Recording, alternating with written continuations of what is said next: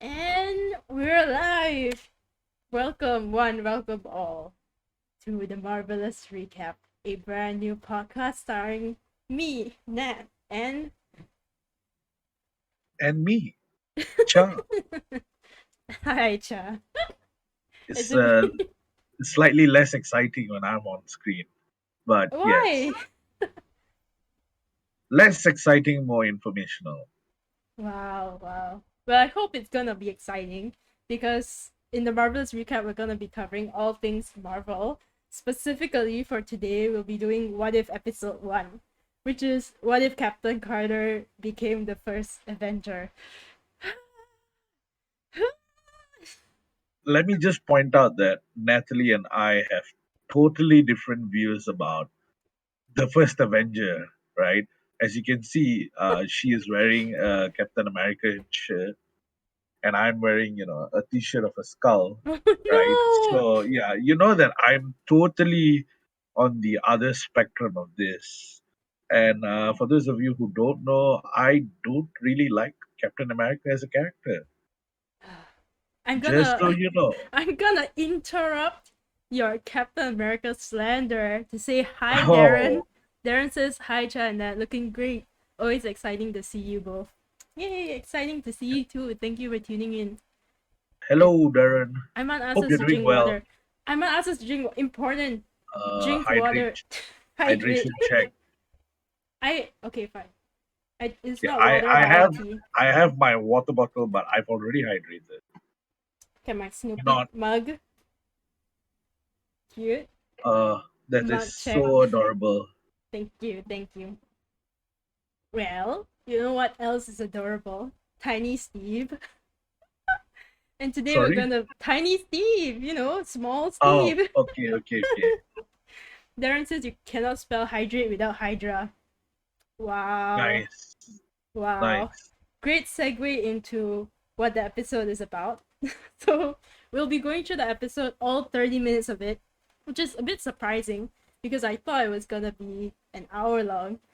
But I guess animation, 30 minutes. So we'll be going through the first minute to the last minute of What If Episode 1.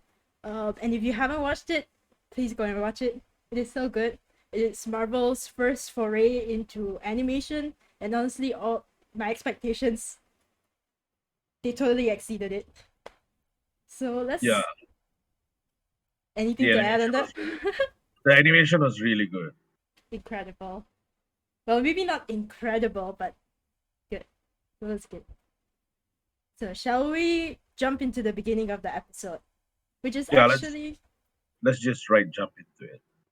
the person to the right here. Person? Question mark? I actually don't know much about him, but the episode begins with this like outwardly like reality, space, time. And then the Watcher's like, I am the Watcher. I cannot, will not interfere or something. Yeah. So for I think that is basically the entire premise of the What If series is because the Watcher is the omniscient being watching all over us. But apparently, like the Aries took an oath to not interfere, and trust me, they will interfere, right? As it so goes on. so that's a thing. So when I first watched the episode, I was like, oh, they're introducing the Watcher. And at first I thought, oh, is this like some kind of meta figure? Like, oh, he's the Watcher, but we are also the Oh, Watchers. I thought it could be I that, but apparently he's an actual like character. yeah, yeah. Watu is a character, and if you follow Marvel comic history quite closely, you will actually know that the Watchers are a race, and Stanley was actually a Watcher as well. He made a cameo.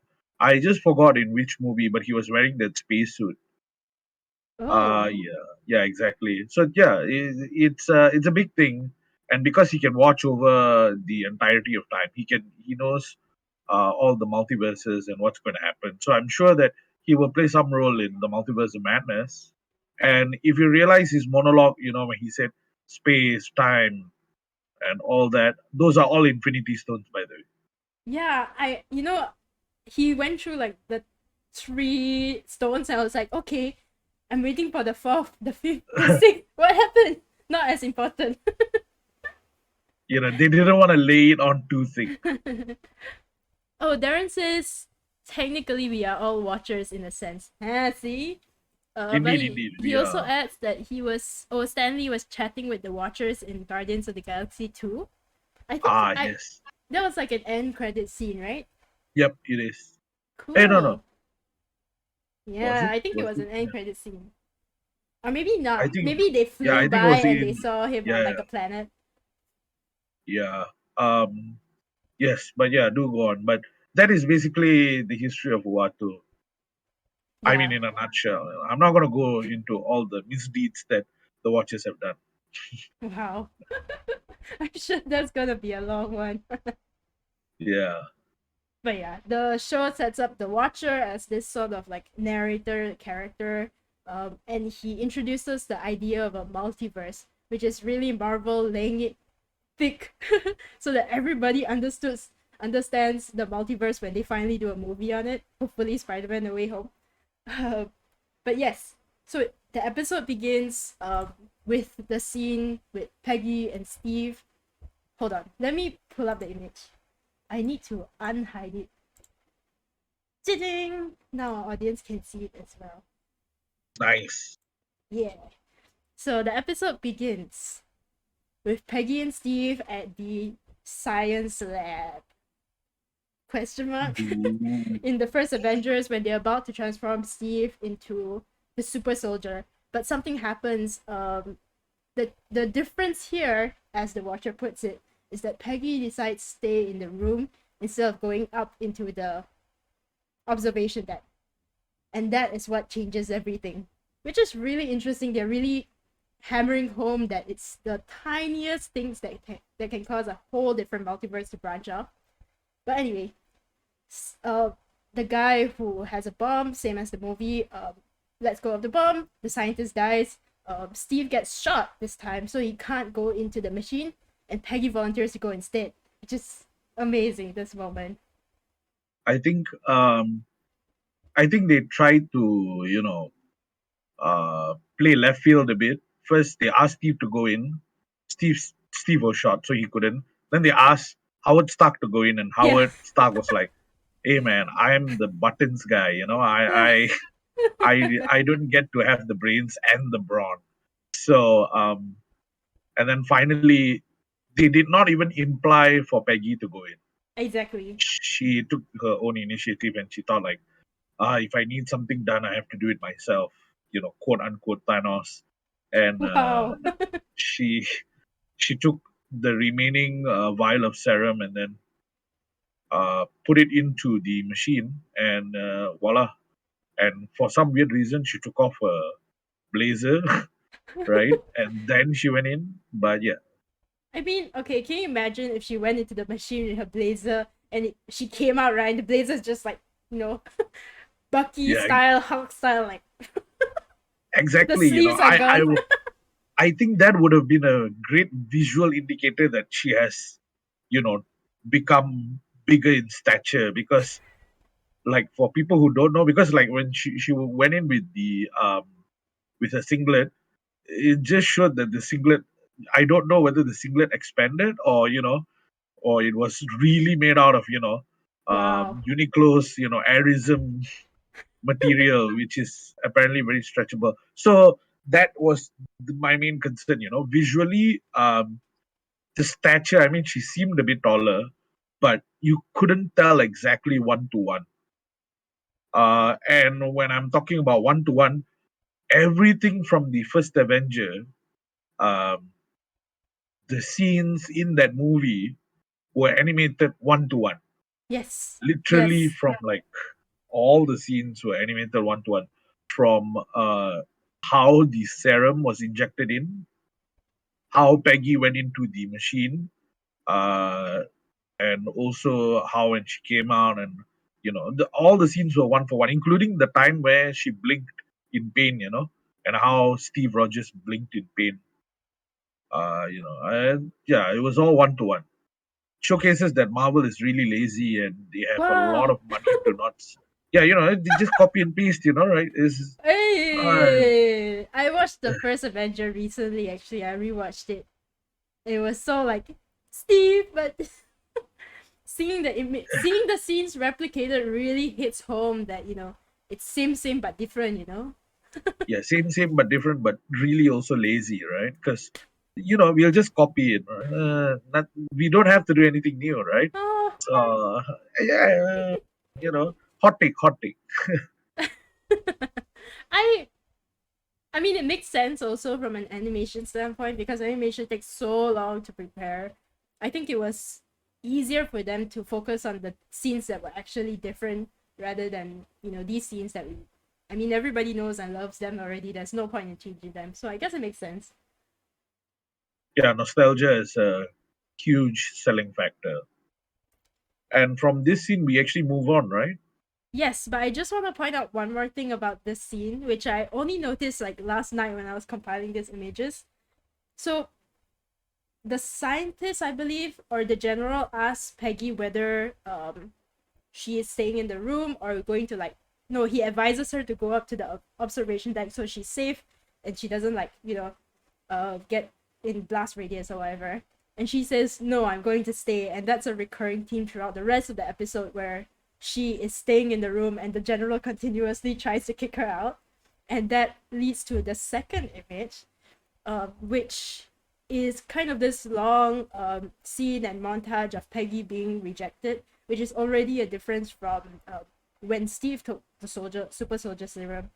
I believe some elements were the same, like how the general was complaining that he didn't ask for a soldier, he asked for like a battalion, and he didn't get what he wanted. But on top of that, because Peggy is a woman, they didn't allow her to go on that USO tour. She literally could like just sitting duck here and doing nothing. Whereas Steve was like, at least he went on to go and sell bonds and whatever. And this is Yep. starting to hit home the gender aspect of this episode, which is interesting. Yeah, because during those times, women were not associated with war and its implications. So they were more implied to have stayed at home and take care of the kids. They were not always fighting on the front line. So Agent Carter is more of like the pioneer, in terms of like women heroism in the Marvel universe. It's kind of interesting, right? Because Peggy was already this whole like even before she was a super soldier, even when she was just human, she was already making strides for her gender. And then now that she's a super soldier, like lagi lah. Yep, exactly. Pat sis, hi mom and dad. Hi Pats. Hello, Pods. Cringe. Yeah. To change the subject, this scene in the image is actually a callback to the end credit scene of the first Avenger. When Steve gets recruited by Nick Fury to join the Avengers Initiative, and there's this like close up of him punching the wow, this is how often I don't this is how I don't exercise. What's it called? The thing, Or the sandbag. the sandbag. How could you? Yes. How can you forget Amos's famous, move in real life? The sandbag. Oh my gosh. But yeah, That the sandbag, sandbagger. she punches it so hard that it flies, and it's a perfect mirror of that end credit scene. Except Steve is now here, like in the corner, doing physical therapy. Yeah, to to take the lameness out of him. Wow. I do really like um the buff Peggy, super soldier Peggy, and tiny Steve dynamic though. I really liked it. You just like anything that's opposite in nature, right? Like look at the juxtapose of this, image and what it is. It's a strong woman and a weak man, right? Like Whoa. it's what you call that? It's a paradox of storytelling in itself because it's set in the wartime and you never heard of a strong woman, that like combats arm to arm. Sorry, arm to arm pull. It's hand to hand, and Also, Ian Steve Ray Rogers. says it's a punching bag. Is it a punching bag? It's a sandbag that you punch, but people call it a punching bag because you punch it. But the actual term Aga. for it is it's a sandbag because there's sand in it. Right, they put something else. It won't take the brunt of the weight. That's why you need like a heavy. That thing. The sandbag is weighted with a very heavy stand, so you can withstand the punching. Of course, yeah. I've I'm trained with learning it, so I things. know. Yeah. I've trained with it, so I know. Yeah, and I've been a punching bag myself, so Wow. yeah. So yeah, it's a juxtapose of storytelling in terms of the war times and how the women this time, especially in the 1940s, 1950s, is portrayed as a hero with physical strength, while the man is, on a calisthenics, platform, or I'm not sure what Steve is doing, but he's trying to balance himself and trying to walk because he's that weak. So yes, that is really a paradox in storytelling. You know what? I wasn't actually gonna like point out the differences between them. I was just gonna say like you made it so dramatic. I was just gonna say that I really like Tiny Steve because it reminds people that Steve is still a good guy. Like he literally didn't get to do the super soldier serum. He's crippled on top of his like asthma and diabetes and like heart condition and everything. And he's still like, Peggy, you deserve it. And this is so characteristic of Steve. And I really like their friendship. I think because of this moment, they actually get to know them, each other a little bit better than they did in the original movie, and I really like that. Yeah, and this training scene also showed that Peggy throwing weight discs, Yeah. right, as though they were frisbees. And when the camera pans, you realize that she didn't throw one; she threw like 20 of it, and that was like a foreshadowing towards her getting the shield. Yes, the shield, and also her hatred for men and the bureaucracy. Wow, you took it. Yeah, you made that dramatic. I Hey! just took a literal visual representation and gave a proper interpretation. You just went out. Wow, you know Reed Richards, right? You are Reach Richards, literally Wow! reaching for the stars. That was a Yeah, terrible pun!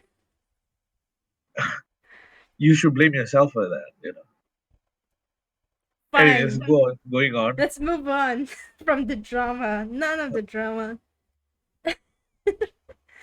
Anyway, um, after this moment, Peggy is drowning her sorrows in the bar. And I kind of like that moment before the scene actually because it shows that her friendship with Howard, which is really different from Steve and Howard because Steve and Howard were kind of like frenemies, but Peggy and Howard are like proper friends. So it's Howard that brings the shield, brings the outfit to her, and she dons the Captain Carter uniform and shield, which is so cool, and basically goes on a rogue mission. Yeah, in the comic, this is Captain Britain basically, and Captain Britain is actually a guy, right? And you will learn that in the future that he is technically an Axis being as well, right? In the comics, he was. But Captain Britain has like a lot of powers, namely He a can sword, steep tea. and eats He Karens with clotted claim. Right, right now, what to your teapot tea tonight? he Right. he So snaps and the tea becomes perfectly steeped. yeah, so yeah, I know it sounds funny, but Captain Britain actually has a sword that can alter time and space.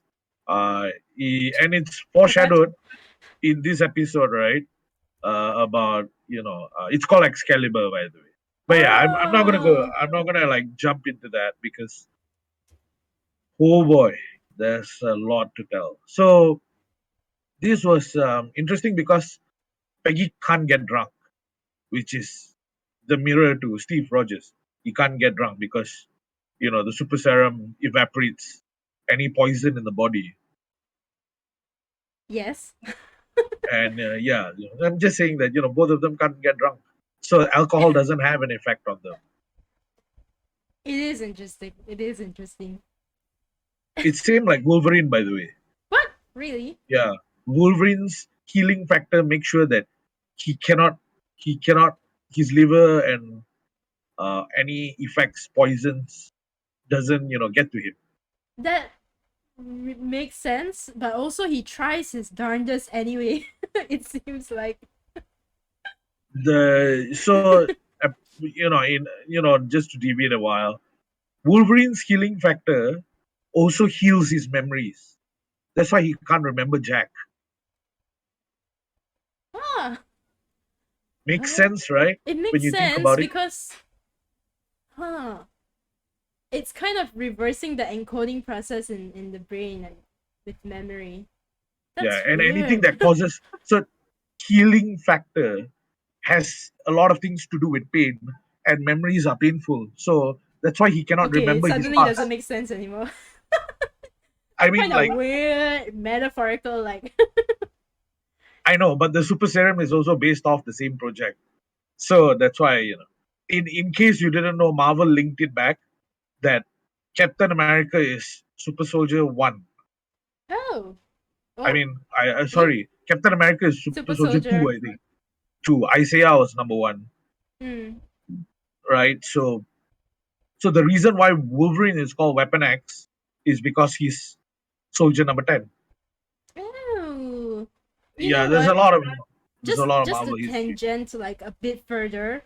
I did do some reading before our podcast, and some people pointed out that the Marvel logo that appears. Unfortunately, I don't have an image today, but the Marvel logo, which is a comic book style, has that scratches, so people think that Wolverine might appear. I think it's a stretch, but It's a stretch because that's Black Panther.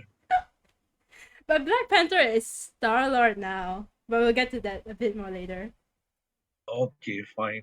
Fine. The Wolverine scratch. The Wolverine, is not a scratch. It's a slash.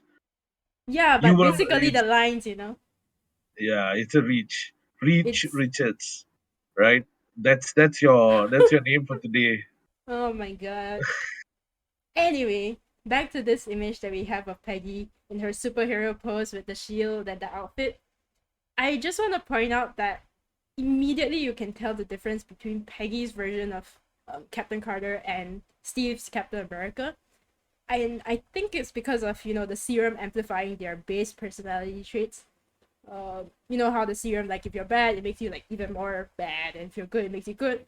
I feel like both of them are good, but Peggy is slightly more confident and, dare I say, cockier than Steve.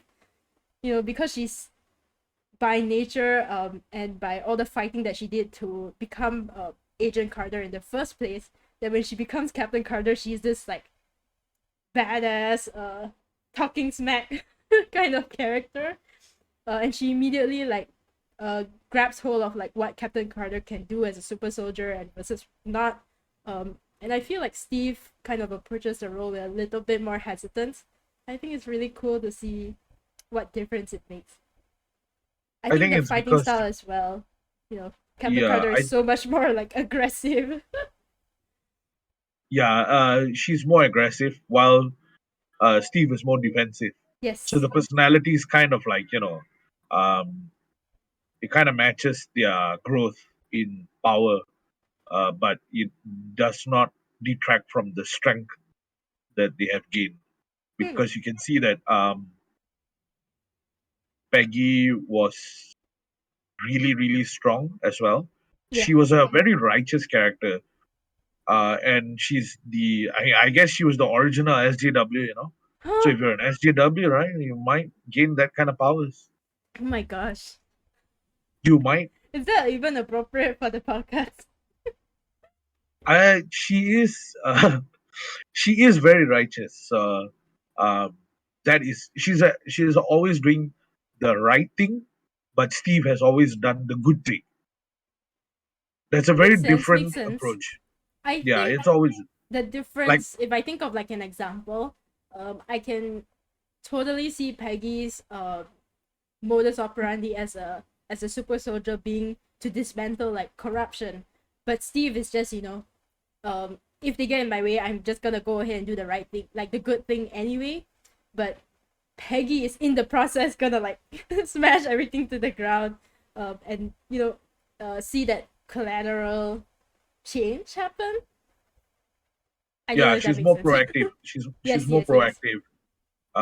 But Steve Rogers, as a character, he will be more compassionate, whereas Peggy will, condemn. And if you take into account what happened in Civil War, uh, Peggy would definitely have sided with Iron Man. Yeah, Definitely would have sided. And I I'm think not that talking makes about her sense. relation with Howard Stark, but No, not at all. she would think that you know uh, Howard being killed by Bucky itself is not the right thing. Whereas Steve knew that this would cause fractures in the Avengers team and Yeah. repercussions and ripples. So it's very telling what would have happened, and that's the difference between both of their characters. Yeah, when I think about it even further, Peggy's a lot more they're both strategic, right? But I would say Peggy is very politically inclined, and she is very used to making change from a political standpoint. So I can imagine that she goes on to kind of stick to that mantle, whereas Steve is a soldier. So he solves things the way that he knows how, by, thrashing through everything in one straight Uh, line to the good ending. there's another thing that I have to point out.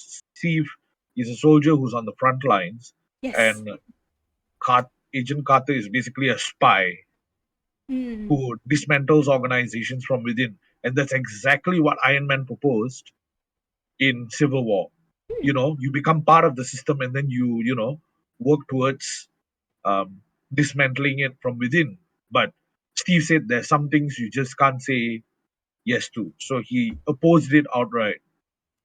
May not have been very Yeah. smart, but it's always the good thing to do. That makes so And much yes, sense. yeah, and, when you understand the machinations and storytelling behind what they want to portray, quite easy to draw the parallels and see why the storytellers, the writers, decided to do what they did. That's Yeah, that makes a lot of sense. And I think No, this of course. leads into um despite all these things that have changed, the differences in their personalities, I think the one thing that has stayed the same is that Peggy and Steve still adore each other. And that leads to our next image, which I love this scene. It is, instead of Steve saving Bucky and the gang, it's Captain Carter saving Bucky and the gang. And this is because she likes Steve. She wants to protect Steve's friend. She would do anything for him. And so she goes on this uh, mission to go and save them. And it's shot by shot, like from all of the friends in like the cages, and they're like, "Who's Captain Carter?" instead of like Captain America. And this Yeah, scene when they burst up, oh, perfect. The only difference here, I believe, is Bucky is in the cages with them instead of being experimented on, which immediately kind of eliminates his future trajectory as the Winter Soldier already. yeah. This was a one-for-one shot, and it was the famous one where they storm in, and then Yeah, you have Dum Dum Dugan and Bucky on the left and right. They're all shooting, and Cap was leading the attack. This was also mirrored in Falcon and the Winter Soldier when the US agent kind of ended, but he only had one other guy behind him, right? But so he didn't have the visual impact of like storming in, but they tried to show with that scene what they tried to show is that the US agent is basically a lone agent, or he didn't have that the following Cap had, whereas people were always behind Cap, while there was only a few individuals behind the U.S. agent. That was what the scenery was trying to propose. But all in all, this scene was fantastic. It led to a lot of fish jokes from Bucky, which was weird. I mean, I know he's a fishy kind of guy, but Whoa, whoa, whoa. hitting on Sam's sister, terrible guy. Wow. Actually, I wonder if that's where they pulled the fish jokes from, because that would be hilarious. So we always knew that before he was frozen, right? He was always a fishy kind of guy. Wow. It's just okay. I just want to tangent a little bit because people have been saying that Bucky making all these jokes and being a jokester feels out of character. But honestly, if you go and watch the first Avenger, you go and watch like Bucky's character pre Winter Soldier, I think it totally makes sense. He's totally like, jovial, kind of like that silver spoon guy who's had everything handed to him, and he's flirty, and I think it fits. It is basically the character in the 1940s and 50s, right? Uh, you have to be happy because what you're doing is depressing. Oh, now what? That's such a Yeah, sad observation. yeah, because a lot of people who joined the army knew that they were going to die for their country. So that's why I said, war crimes. Some people. Oh, I think your audio has frozen. Your video has frozen. I don't know if you can still hear me, but I'm gonna finish my I thought. can, I can, Oh, I okay. can, I can hear you. Go ahead. Yeah, you're back. I was gonna say, yeah, some people cope with the war by signing up for an experimental super soldier serum, and other people just make fish jokes. One way to put it. But I really do like this scene because it leads into a quick succession of events where everybody's like still like kind of shocked that Peggy's able to do the things that she is able to, and they're all like ducking behind the sandbags and like hmm? kind of like in disbelief. And then Steve enters, and that moment is great. Steve enters as the Hydra Stomper, and I'll just go to the next image. I love this. I love this moment. Um, it's also worth noting here that the Hydra Stomper is powered by the Tesseract. So there's no arc reactor. We don't know if the arc reactor will come back later or not, but it's powered by the Tesseract here because, I don't know, Captain Carter was too efficient. So the Red Skull doesn't actually have the Tesseract at this point in time. Yep. And basically, it's the Iron Man to Captain America. Yeah. So that is basically the again, it's parallel storytelling, right? You can't have Captain America without Iron Man. There's both of them, and it's funny now because Captain America in this universe is technically in love with Iron Man, which is a total, paradox to Civil War. I mean, people do ship them together even in like the current MCU. Let's not go there, okay? Let's keep it wholesome and informational and educational and not controversial. Wow. Okay, fine. I think my favorite part of the scene is definitely Bucky, who like firstly got saved from this like Hydra camp by a female, and he's like by a girl, and he's still shocked over that. And then suddenly like there's this robot that flies in, and they're saying it's Steve, and he's like Steve, Teeny Steve. tiny Steve, tiny teeny Steve, and he's this entire scene he's just like, which is amazing. And of course, Yeah, the he. scene ends with that parallel to "Let's hear it for Captain America," which Bucky says, versus "Let's hear it for Captain Carter," which is great. Yep. It was nice. I was surprised to see that the Iron Man module was already developed then, and yeah, that was interesting. It was because I thought that Steve would just be would be a glorified cheerleader after uh, Peggy Carter became Cap. So Oh, so you didn't expect this at all? yeah, I expected Steve to actually. I thought that the storyline would divulge in a more interesting manner, where um, Peggy Carter wouldn't be as um, close to Steve as she was, right? So I thought that there would be a disparage and a canyon in between their relationship because Agent Carter would have to, I'm sorry, Captain Carter would have to go on high level missions while this lame guy has to stay back and, I guess he's literally lame. he is. That's Yeah. the idea. Yeah, but I'm not when I'm people not say saying like, lame these days, they don't immediately jump to the actual definition of lame. yeah, don't worry, my English is quite pure. I went to school. So did I. Yeah, but a lot of people didn't. So, anyways, or they went to and then slept in class. But anyways, so the idea behind that would be um, how Captain America had that divide with um, Agent Carter itself in the real MCU. Because after Cap became famous, they didn't spend a lot of time together. So it was a weird choice to put Steve in the Iron Man suit just so that he can be relevant in this universe and be alongside Peggy Carter. So yeah, You know what? I just think that because a lot of the okay, I feel like the current trajectory of the What If series is gonna be a lot of fan service, not in like the not in like very overt ways, but it's clear from I think this episode that in the original trilogy, they were Howard and Steve were like frenemies. Peggy and Steve were like kind of star-crossed lovers a bit. And then Bucky dies, right? Which we'll get to a bit later. And he suddenly in does. this, I mean, he doesn't die. He dies. He falls and whatever. But it feels a bit fan servicey, and I'm not complaining. I love it.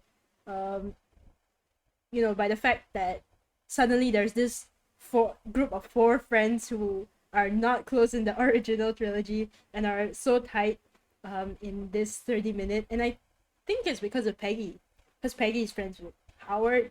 If it weren't for Peggy doing the super soldier serum, maybe Howard wouldn't have built the suit for Steve, like for him experimenting, and then Bucky wouldn't have survived. That whole sequence of events, I do kind of like it. I really like their friends dynamic, even though it's not shown enough. Yeah, I know you're not complaining about it, but I am because it Wow. totally doesn't make sense. But yeah, I'll run with it. I'll run with it. So after the Hydro Stomper makes their premiere, there is this fun montage that I just wanted to highlight very quickly because it doesn't really mirror the movie one for one. It's actually but it's kind of like a comic book version of the movie's montage because there is a montage sequence showing Steve as Captain America with his like battalion or like small group lah anyway, going into and taking down all these Hydra outposts. But this one is Yeah, just so cute, and it's with that background music and the shield hitting and it punctuating. It's just it's so fun. I like how the Union Jack is now flying, literally in the form of a shield. So yeah, it was a great montage. I prefer, uh, throwbacks like this rather than you copying scenes from the movie one to one. It's just less lazy. Wow. I do kind of hope that they'll incorporate more of this comic elements because it's perfect. They do comic books. They can now do animation that references the comic books. It's perfect. They have no reason not to. I just hope that they do. Yeah, this is slightly different from anime. So I like the art style as well. It's a lot more comic book Yeah. based. The art is more Western. It's a lot more lifelike. Uh, the fluidity of the animation is great, and also the sequencing is great as well. You know what? I was thinking this to myself, but just to touch briefly on the animation and the art style choice. I have never liked this kind of 3D animation style with the line art to show that it has a comic book feel, but I don't know if I'm biased because it's Marvel, but it looks great. I think it really suits this IP. I think they made it work.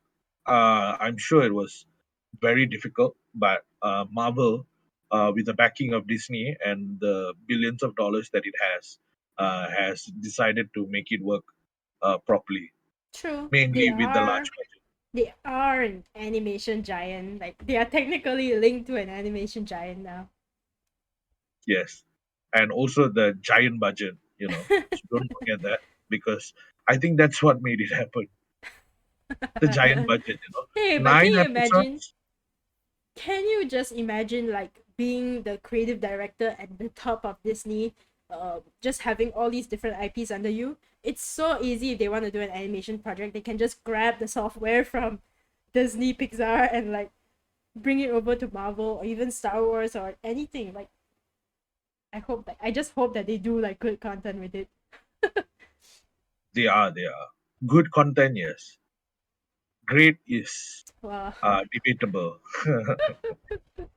Anyway, after this moment, where are we? We cut to this kind of slice of life moment between Peggy and Steve, which is also kind of mirroring the movie where they have this like romantic moment, but it gets interrupted. But in this case, it gets interrupted by Howard and Bucky, who has stolen a jeep, which Yeah, is the chaotic like duo that I never like asked for, but I'm so happy that we got it. I feel like this moment isn't the slice of life moment. Uh, I mean, the setting seems like it, but I feel that this is the crux of the episode, right? Really? Like if I yeah, because if you ask me, this is the very foundation of what the throwback of the episode is about. Because in any universe, even in a universe where Peggy gets the serum, they will always both fall in love with each other. Mm, And that is basically the crux of the episode, because Peggy is such a star, right? And Steve is such a lame person. Uh, it doesn't matter, because and also, right, I think this moment a lot of people discount it, and I think they forgot the reference. Again, it's another juxtapose. I like all these parallel tellings, right? Because he said, I'm if you remember what Steve said, he said, I'm nothing without the suit, right? But then Peggy holds his hand and says, it's always the man underneath the suit, right? It's the man that makes the suit, right? mm-hmm. So this is an exact juxtapose to when Captain America tells Iron Man, "You are nothing without your suit." So that means Captain America is wrong because Peggy is right, right? Uh, Ah, so right, take away the suit. What are you, right? Billionaire, playboy, philanthropist, genius. So yeah, that is and that moment actually is very telling, because it shows that Steve is a very vulnerable person, right? Because he thinks that without the suit he is nothing.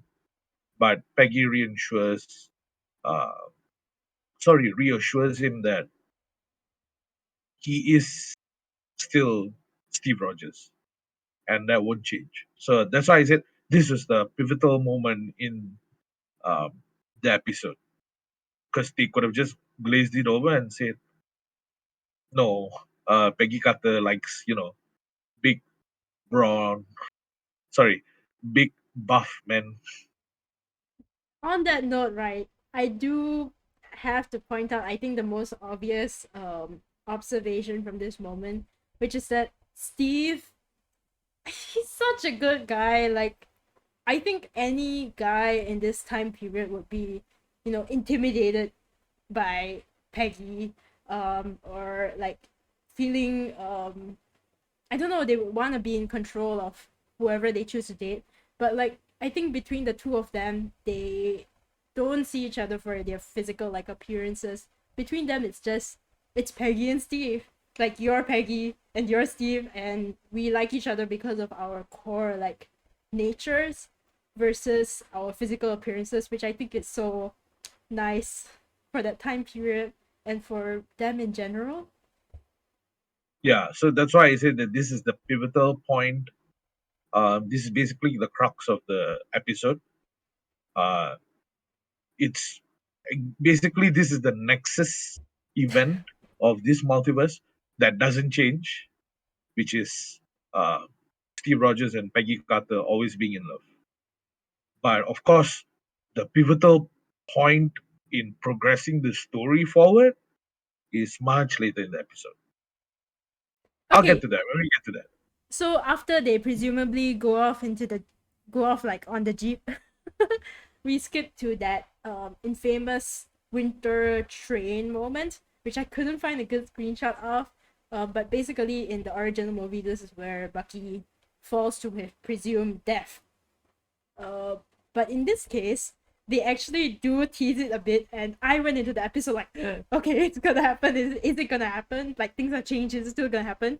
And then he falls. And I'm like, and Peggy immediately like grabs his arm and pulls him up, which that moment was definitely a tease to all the fans. And of course, Bucky after that says, "Hey, you almost ripped my arm off," which is a reference to him becoming the Winter Soldier, which is hilarious. But in this moment, Bucky gets saved, which is already changed from the canon.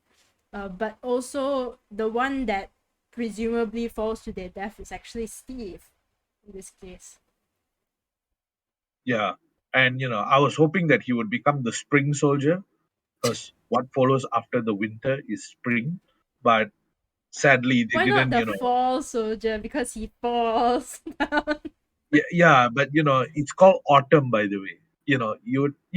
You said you went to school, right? Did you learn the It's fall seasons? or autumn. Yeah, but autumn is the official term. You see, fall is what Yeah, people yeah. call Go it. on, go on. So I'm just reinforcing. Got to be right with all the terms. How can you make a Richard re, reaching pun and Reach I Richards. reach Richard's pun and I can't make a fall soldier pun? Yeah, because it doesn't rhyme. It's when I said spring soldier, it has SS in it. And also the fact that after winter is spring.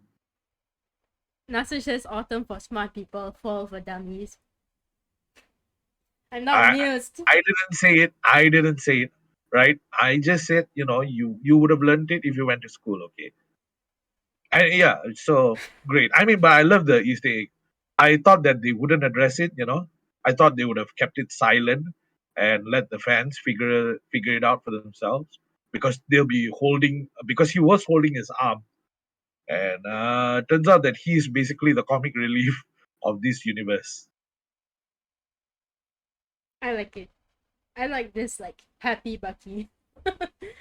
But yeah, Steve presumably falls to his death, and that's kind of like the end of the scene, I suppose. Um, what's next? She died. It actually explodes. He explodes, and they escape, and they Yep. think that Steve is dead. Like, it's fine. Yep.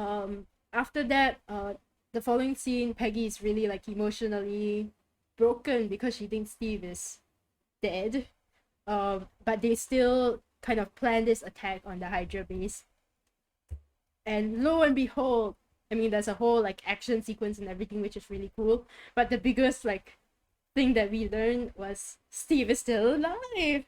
Oh, Uh-huh. I was actually wondering if they would address that within the episode, and it seems like they're going for ultra direct storytelling here.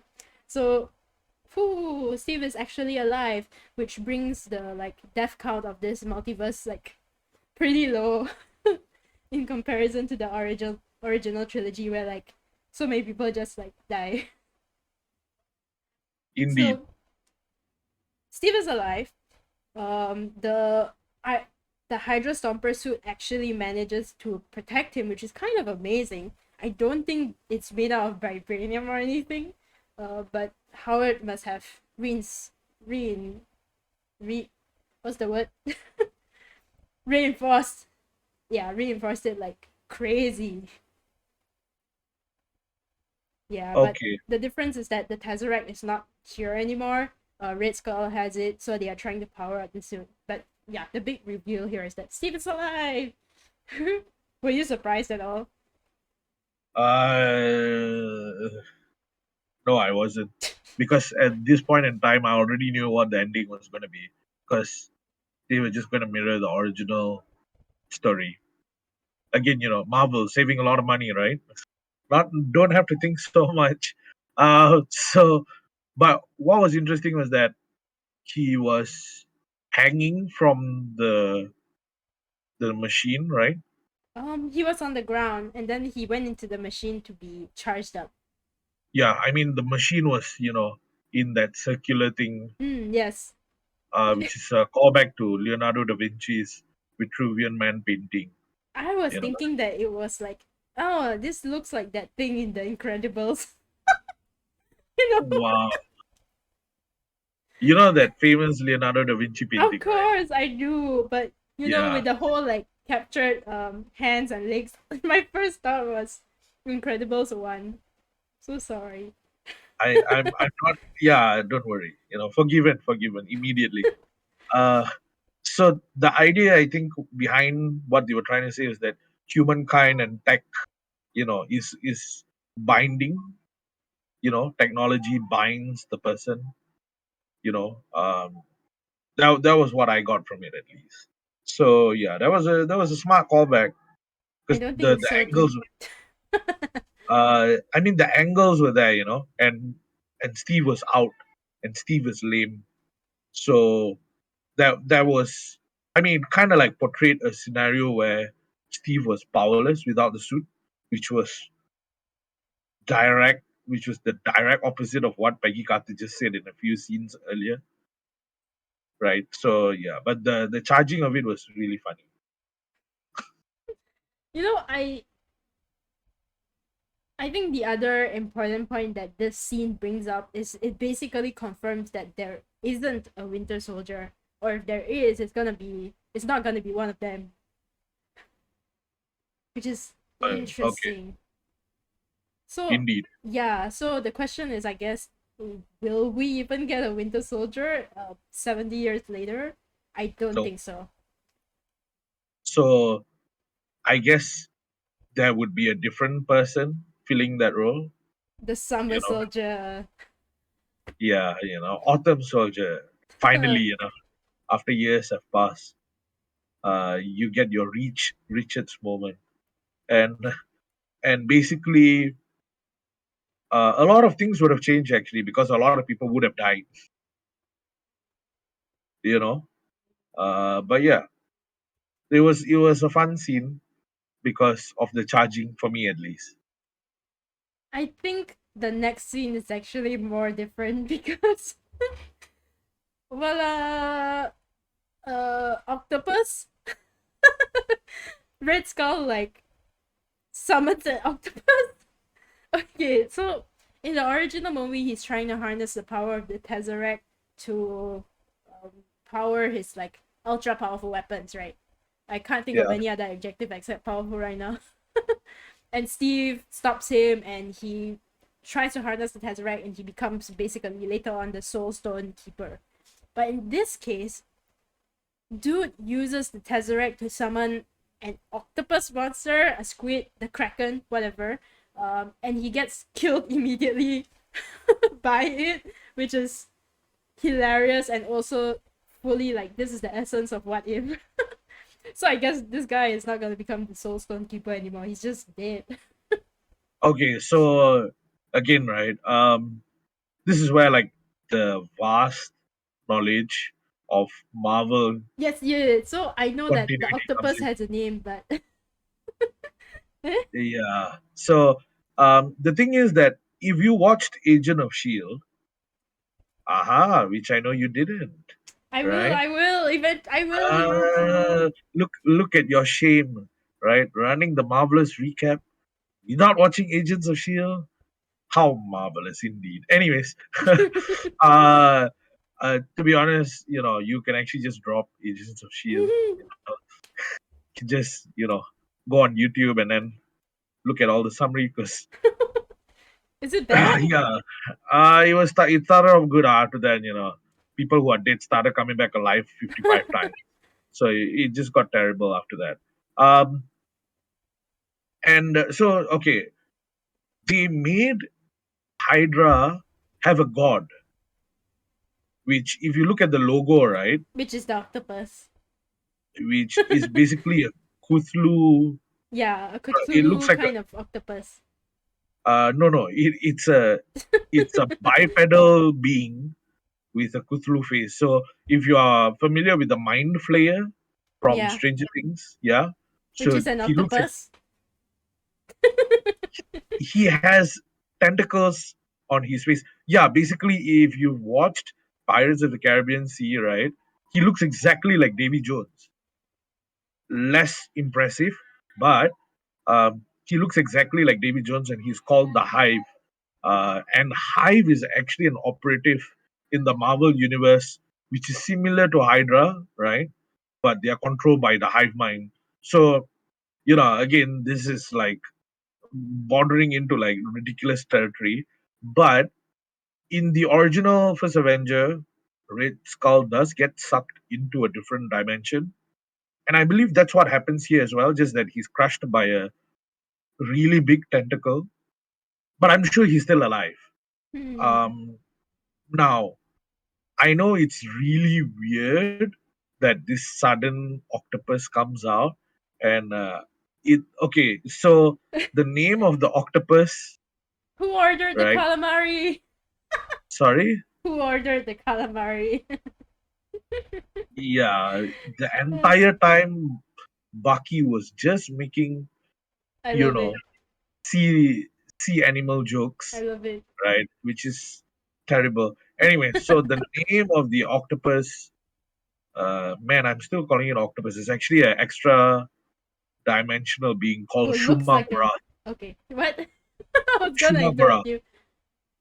Shura, Shuma Shuma. Shuma Shumagorath. Okay. And this character, right, has made an appearance in Marvel versus Capcom. He looks exactly like a floating eyeball with tentacles. So imagine like an eye in the middle, and then you have tentacles. That is Shumagorath.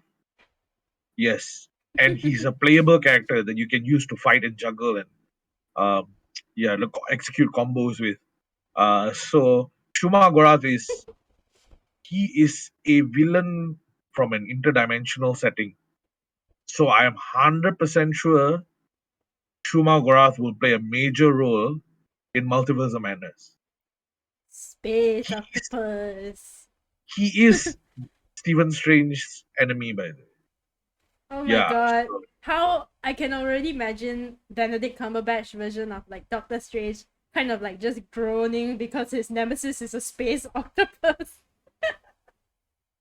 yeah, and it has a lot to do with the like connections with Mephisto and a black heart, and there's a lot of collections, but I'm not going to go into that.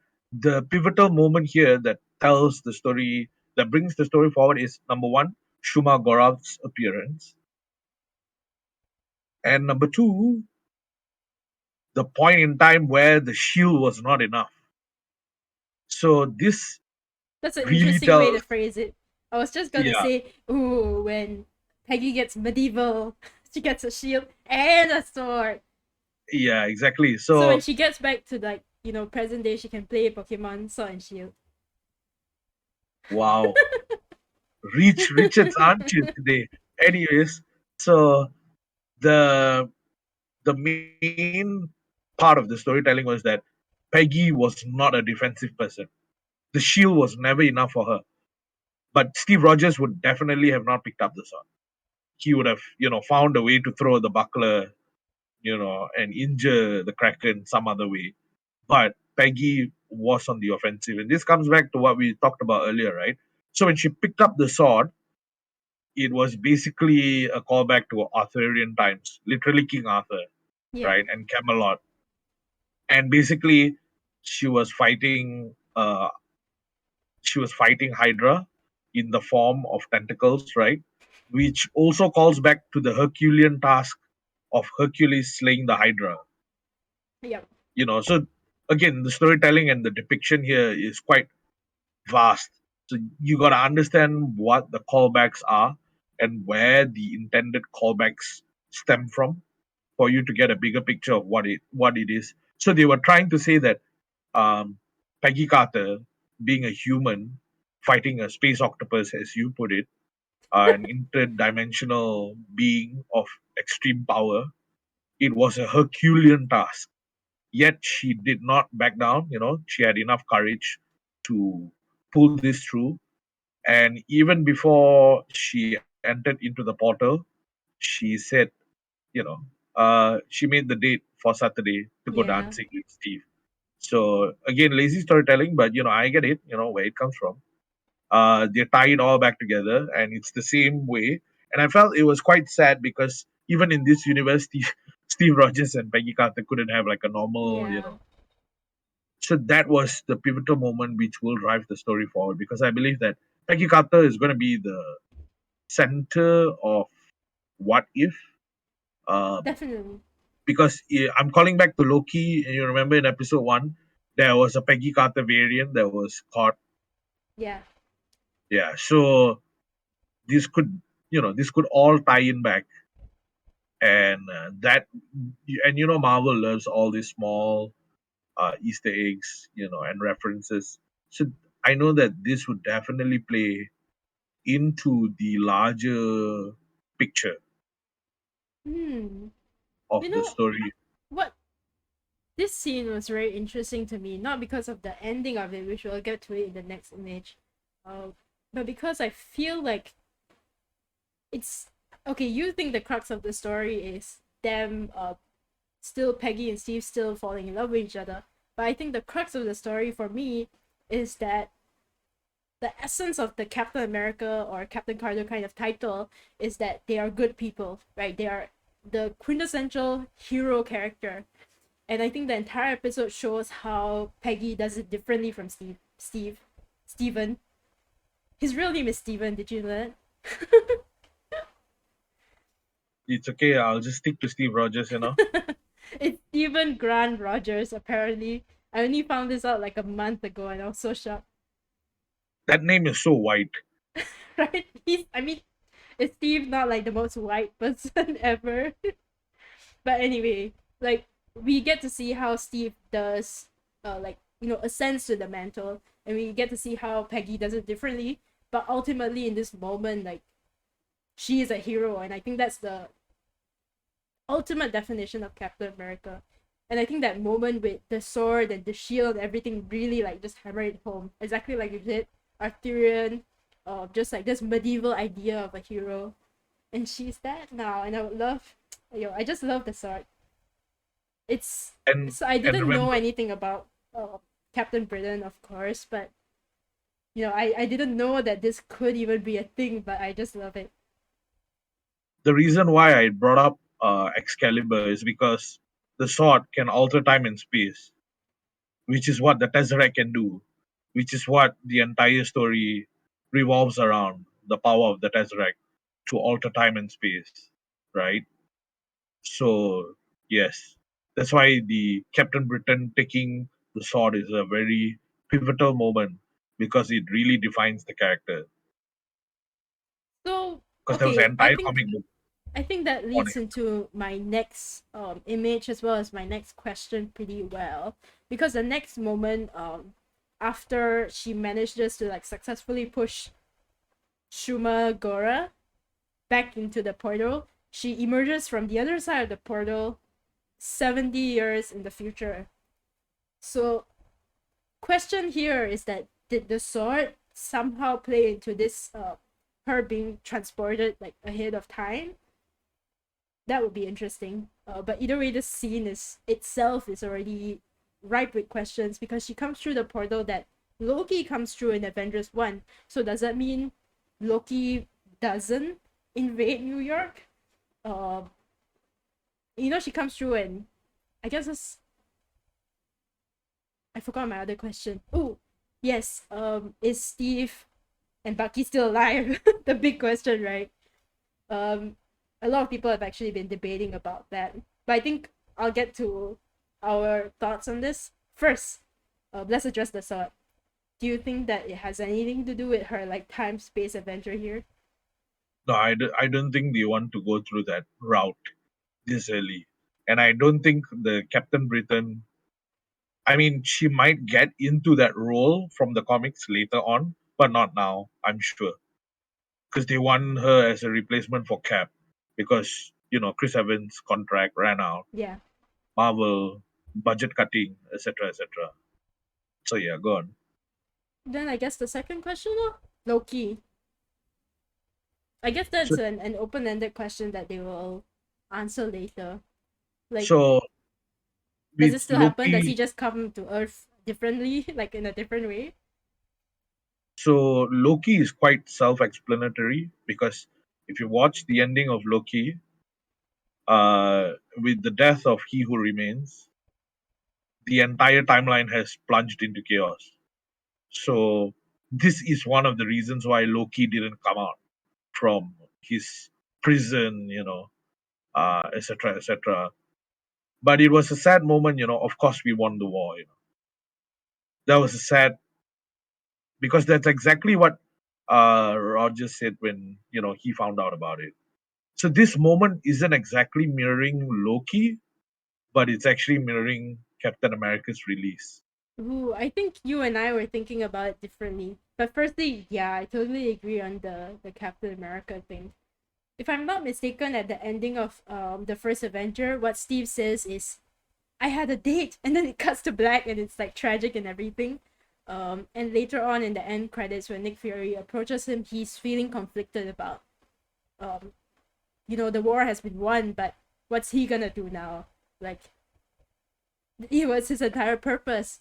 But I don't know if Peggy is gonna be any different. I hope like they will explore it later, because for her, she's not just a soldier like we said before. She's ultimately like a tactician, right? So for her, her priority is 100% the war, and she doesn't even like. I mean, it's war first, and then she asks like, uh, then the thought about like Steve and Bucky come later.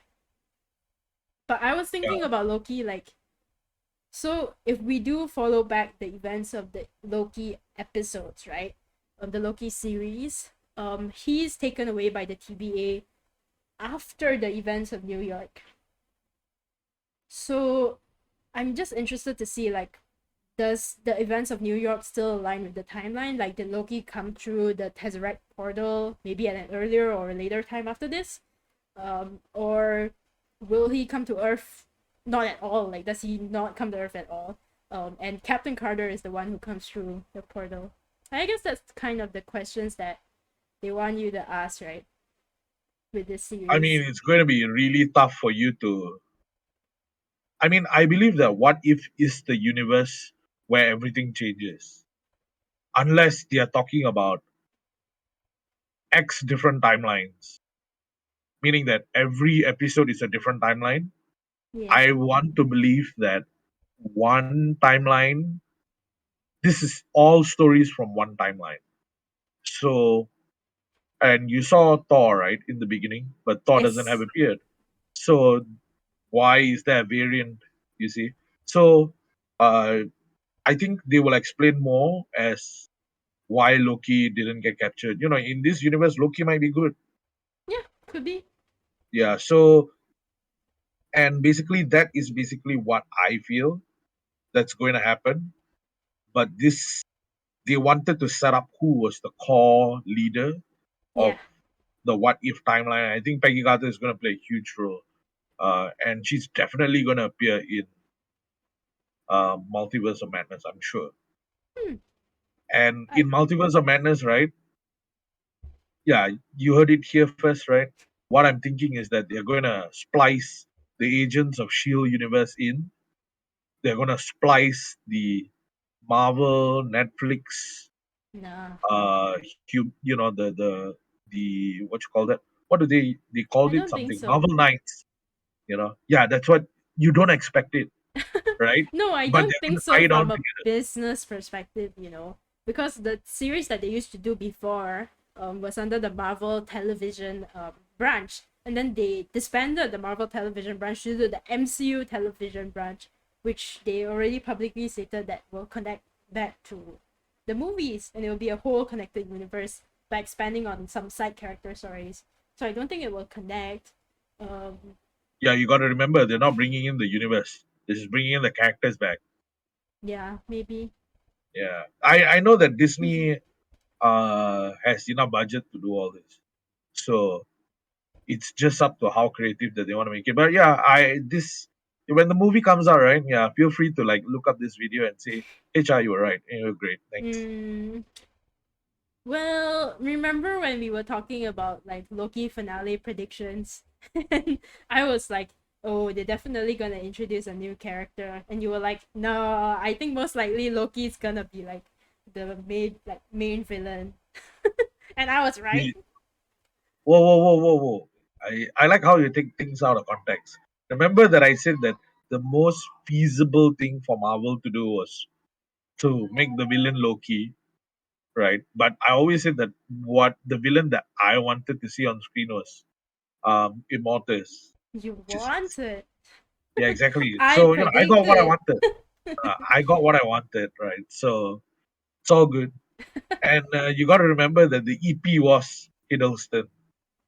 So, I knew that Hiddleston uh, EP. yeah, he's executive producer. Oh, The EPs are basically the people that yeah. oversee everything, right? So he was EP, so I'm sure he said that I want my series to not suck like WandaVision and what what Winter Falcon and the Soldier and Winter Soldier. yeah, it's Falcon and the Winter Soldier because all of those series didn't have a great ending. Uh, So yeah, I know the premise and the concept was great, but there was no surprise at the ending. well, they were planned out as mini series as opposed to an actual like TV series. So Loki naturally would be able to do more. I am What I'm excited for interested season to 2. find out, what I'm interested to find out in the What If series is what is the role of Scarlet Witch in this universe if she's an Access being. Since they've already like confirmed that she's an Access being. So yeah. Interesting. I do agree with your thought that this series will focus on one timeline and how everything has changed. I think that probably makes the most compelling story. If they jump from like individual character to another each episode in different timelines, I it could work as well. But you wouldn't have this like overarching story that Marvel is so known for at this point, like especially in their series. So I think it will be a sort of like connected timeline for all of these ones. I do wonder, however, if they're gonna answer any of these questions. I think Loki, because there's gonna be a Thor episode, will definitely be answered. Uh, but there are a lot of questions here also for Captain Carter, like what does she do now that she's in the future? Does she become like leader of the Avengers? I think so. Um, does Shield exist? Maybe, because she was one of the founding members, right?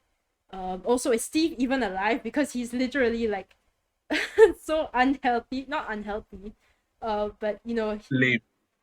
yeah, based on his like health charts, he would probably die like pretty early. You know what I mean?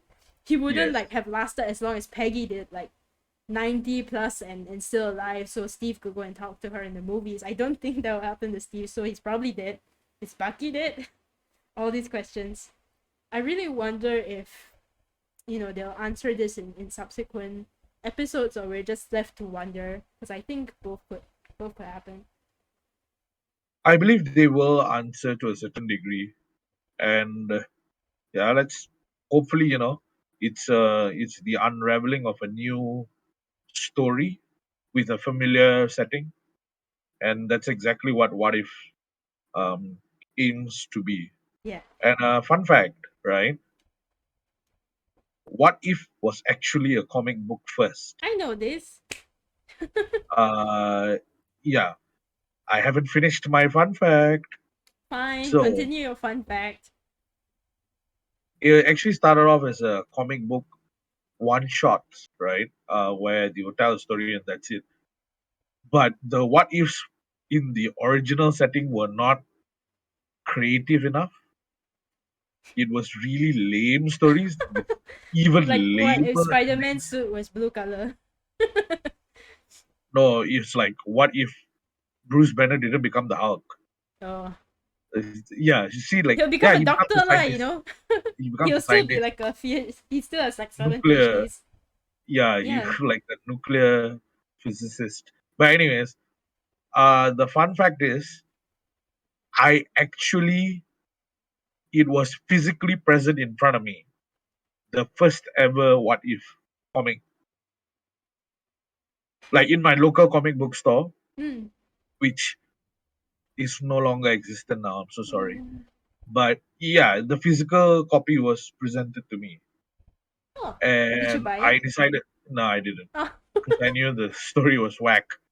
But there is one story that I know that they are going to showcase, and I have the comic book for that, which Oh. is Marvel Zombies. Oh yes. So I'm interested to see how they make that into a universe. And the other thing is, I'm interested to see what they do with the Hulk. I mean, I'm curious about Scarlet Witch, but I couldn't care less if they explain. But I want to see what they do with the Hulk. I think at this point in time, I didn't like go and watch the trailer shot by shot. Not this time. I was too busy. But I think if there's a story I'm looking forward to out of all of them, I think it'll be Doctor Strange. This one. I've been looking forward to Multiverse of Madness for ages. I really like Benedict Cumberbatch's portrayal of the character, even though I don't think he's voicing, but it's still that snarky like version of his character, which I would love to see. And then the other one is probably Thor, because I like Thor. Um, the main, I mean, you didn't have to see the trailer shot by shot. There was literally a skeleton wearing the Captain America suit. Like if all the things you missed, like of all the things you could miss in that trailer, you couldn't have missed that particular scene because literally a skeleton wearing Cap America's I think I costume missed was it. there. Yeah, exactly. Of all the things to It's miss, you missed Captain the most. Skeleton. No, it's Skeletor, by the way, Wow. from the He-Man universe. But yeah, I mean, it's great that they made this. So yeah, that's about it for me. Okay, I do want to talk a little bit about the next episode. I believe the first 3 episodes have been announced already. Obviously, Captain Carter is one. The second one will be Black Panther. What if T'Challa was Star Lord? And then the third one is the Iron Man episode, I believe. Yeah, what if Killmonger saves Iron Man, which is really interesting. But I do have an image from the next episode, and I want to talk a little bit about predictions and general thoughts. You go Uh, first. you're not gonna get anything from me because uh, What? After I prepared the image? I know you're not gonna get anything from me because I don't want to spoil myself. uh, I also don't want to be right in my lackluster storytelling of Marvel and how they're just gonna copy a lot of things. So I want to see how lazy wow. they are. But yeah, since you are pegging so hard for me to give a nugget of No, no, no, no, no. a If you're sliver, like, no. If you a don't want to say, I'll just say mine. Wow, look at this petty Richards. You Uh, say you didn't wanna, and then you like spend 1 minute explaining why you didn't want to. So I'll just say mine then. okay, fine. I'll do it in like 20 seconds. Okay. Um, I guess T'Challa will form the Marauders. Full stop.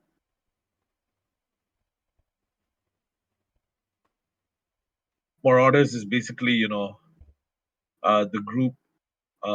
Like I think the marauders in the Marauders. definition of the term, or the marauders as in some group of Marvel Yeah, characters that I should know. yeah. The Marauders is in like a group of characters. I totally forgot if it's the Marauders or the Ravagers. Uh, Ravagers.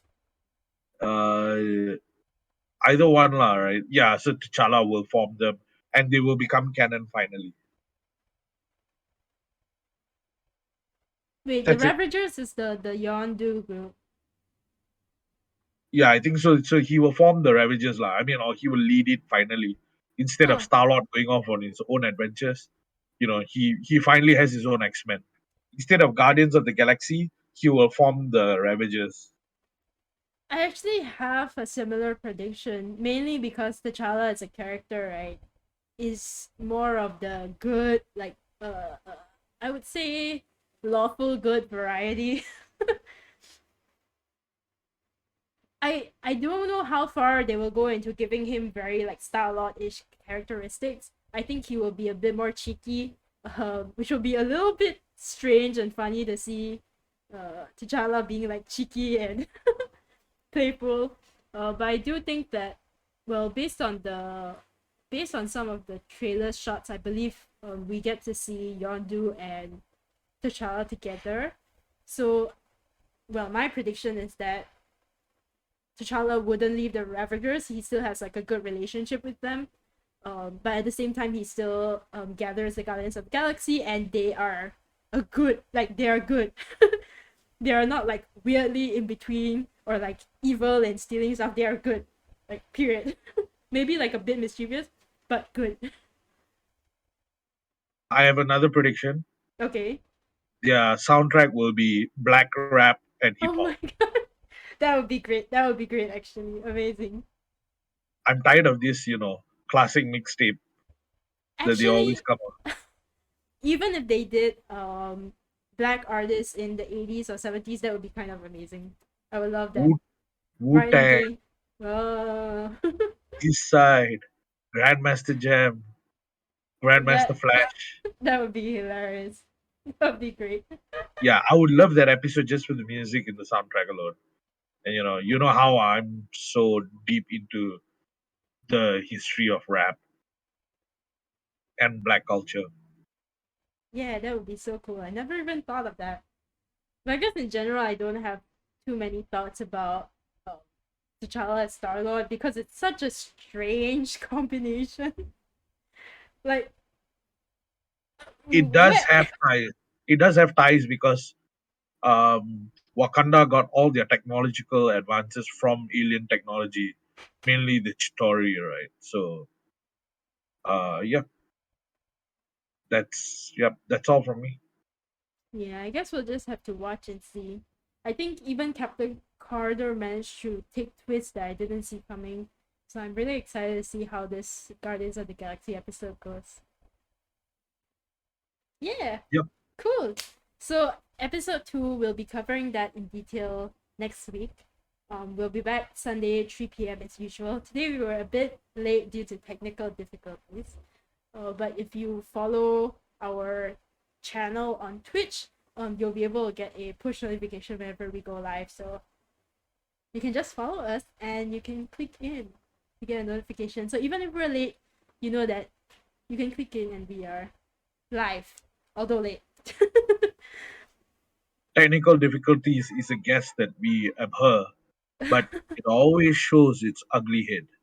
So we Wow. sometimes have to, um, entertain it for a while, and then it will go away. So hopefully you guys, don't get too angry at technical difficulties. It has feelings as well. Wow. Wow. This is like your version of Space Octopus. Shumagorath, Shumagorath. Space octopus. But yes, do follow us if you haven't already, because we are like 10, 11 followers away from achieving affiliate. Then we can do really cool things for you guys when you subscribe to our channel. We already have plans in the works. So follow us. You can also follow us at the Magic Rain MY for Malaysia. On Twitter, Instagram, Facebook, YouTube. YouTube is where we upload all our VODs, by the way. So if you want to watch previous episodes, you can watch on YouTube. And TikTok. We do TikTok now. Oh my god. Go and watch my Owen Wilson TikTok. I am determined to make it a hit. Hey, it's got 5,000 views on Instagram Reels, okay? Who said I'm not funny? Nobody said that. Anyway, for our upcoming shows, I have a list for that too. Time to plug it in. Okay. Sorry, I'm checking my list. Okay, tonight is Teamfight Tactics with Alfred and Amos and Damon. So if you like apparently what they call League of Legends auto chess, you should check out tonight's stream. Am I right? Yes, you Okay, are. nice. So they're playing that tonight. Alfred is like gold, I think, and they're trying to Yeah. climb further up in ranked. And then after that, our next stream will be on Wednesday night, evening actually. Bring Fit with Ayman. He's trying to get swole. No, he's just trying to get lean. Isn't he already lean? Looks can be deceiving, but yeah. Uh, and then next is Thursday night. Amos is doing Legends of Runeterra. He's trying to get to platinum on rank. I think he's already platinum, but Really? Then he's I planning to go think, higher, I guess. yeah, time to aim for the stars. And then Saturday afternoon will be Trash or Treasure with Damon, where he plays games and determines whether they are trash or treasure. Yeah, the previous session of that was the verdict was garbage. So you guys can go and see the garbage that it is. Demon played. Still fun though. Yeah. Hmm. And then on Saturday night will be my stream, Indie Jam, where I play indie games. I'm gonna be playing a really weird one next Saturday. It's called Turnip Boy Commits Tax Evasion. It's literally a small turnip in like a Pokemon style RPG town, and he commits tax evasion. It's great content for the society to learn, how to No, evade okay. tax. Literally, like you play as a villain, like a modern day villain, because Turnip Boy is so chaotic, and you have no choice. You have to help him like try to avoid tax evasion. It's a whole thing. I'm gonna be playing that next Saturday, and then Sunday we'll be doing this, the Marvellous recap, episode 2 of What If. Okay. So excited. So we got full roster, and And we yeah, still have more stuff, you know, coming in the upcoming months. yes. It's not just all of these guys. You're gonna see like crossover events like the Marvel Universe. You know we should do a Marvelous recap talking about Black Widow. Yeah, but I haven't seen it yet. Go and watch it. Apparently, it's inconsequential, so I'm on the fence about it. Well, it kind of is, but it's worth talking about. Besides What If, we can talk about Black Widow, we can talk about Shang-Chi and the Ten Rings. It's coming out soon. Then there's the Eternals, then there's Spider-Man No Way Home with no trailer yet. Angry. Yeah, You we can know cover why all there's no these too. trailer, right? I think they are trying to release it with their next movie that they think not gonna perform so well. No, it's because Tom Holland can't keep a secret. So the trailer plays out, someone interviews him, and then the ending gets spoiled. That's the real reason. Perhaps, Okay. perhaps. Although there is a set photo of Spider-Man outside of Doctor Strange house. I mean, it's pretty much confirmed that Doctor Strange will be in this movie as one of the main characters. So I'm really excited. I like Doctor Strange. Quite evidently. Yeah, I just need to get a Doctor Strange t-shirt. Huh. It's okay. Next time I'll wear like a Disney t-shirt, then it'll kind of like cover everything, you know? I With have the a Mickey Mouse umbrella, t-shirt. the Okay. umbrella of everything. Anyway, I think that's it. Indeed. So So we will see you next time. thank you for tuning in. Yeah, we'll see you next time. Bye Thank you, guys. bye. Have a good rest of your Sunday. Bye bye. Bye bye. Double wave. Double wave. I keep by. Single double wave.